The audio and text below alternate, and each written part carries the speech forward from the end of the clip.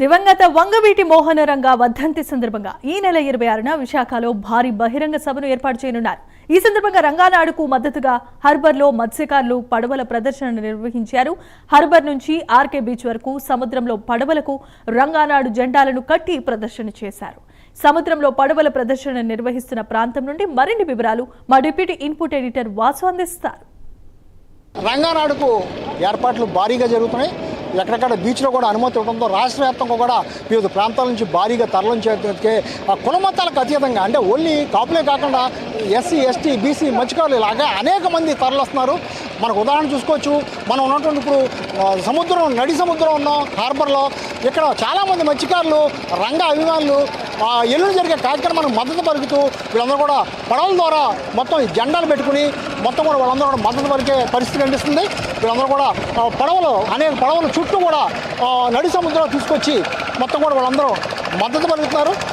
మనం చూడొచ్చు వాళ్ళందరూ కూడా మత్స్యకారులు ఎప్పుడు కూడా చేపల వేటతో బిజీగా ఉండే మత్స్యకారులు ఈ విధంగా మొత్తం మద్దతు పలికేందుకు పడవల రూపంలో వచ్చి పడవలకి ఈ రంగానాడుకు సంబంధించినటువంటి జెండాలను కట్టుకుని మొత్తం ప్రదర్శిస్తున్నారు.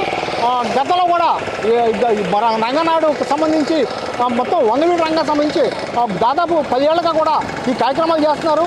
ఈ ఏడాది మరింత ఉత్సాహంతో అత్యధికంగా ఎక్కువ మంది వచ్చే విధంగా చర్యలు తీసుకున్నారు. అందులో భాగంగానే మొత్తం అనేక వర్గాల నుంచి మొత్తం మద్దతు లభిస్తుంది. వీళ్ళు కూడా నిర్వాహకులు కూడా బాలాజీ అవ్వచ్చు, మిగిలిన వాళ్ళందరూ కూడా కులమతాలకు అతీతంగా అన్ని వర్గాలను కలుపుకుంటూ ముస్లిమ్స్ అవ్వచ్చు, మైనారిటీస్ అవ్వచ్చు, మొత్తం అన్ని వర్గాలని బీసీ ఎస్సీ ఎస్టీ అన్ని వర్గాలను కలుపుకుని ఈ రంగానాడు జరిపేందుకైతే మొత్తం సిద్ధమవుతుంది. ఏర్పాట్లు సిద్ధం చేస్తున్నారు.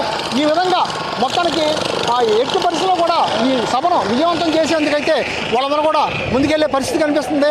ఏదేమైనప్పుడు కూడా దీన్ని విజయవంతం చేయాలని మొత్తం కూడా రంగానాడుకు సంబంధించినటువంటి వీళ్ళందరూ కూడా వీళ్ళందరూ గాదే బాలాజీ ఆధ్వర్యంలో నడి సముద్రంలోకి వచ్చి మత్స్యకారులకు కూడా మద్దతు తెలుపుతున్నారు. మద్దతు తెలిపిన అనంతరం కూడా ఎట్టి పరిస్థితుల్లో కూడా ఈ సభను విజయవంతం చేయాలని కూడా వాళ్ళందరూ కోరే పరిస్థితి కనిపిస్తుంది.